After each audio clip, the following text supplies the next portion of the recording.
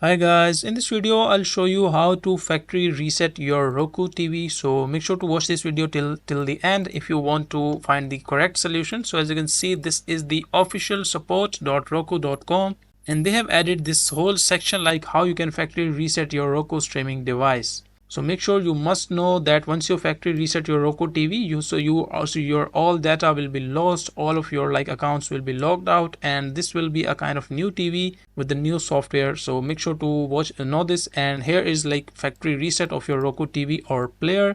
So from the settings menu, perform the following steps with your remote, like Roku remote or Roku mobile app. You can try these both things, either remote or mobile app, and click on home section.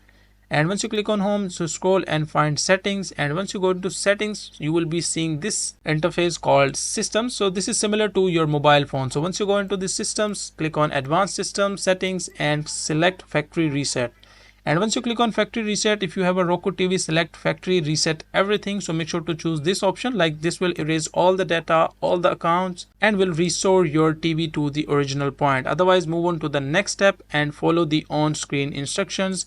As you can see, like here is the physical button as well, which is present on the TV. So make sure to use this one if you are not able to find this solution. So it's here like 4 pictures, either this one, reset, reset, reset, reset.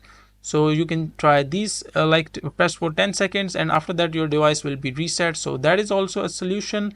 And these are the two methods of how you can factory reset your Roku TV on either Roku TV or streaming device. So that is a simple and easy process of how you can do it.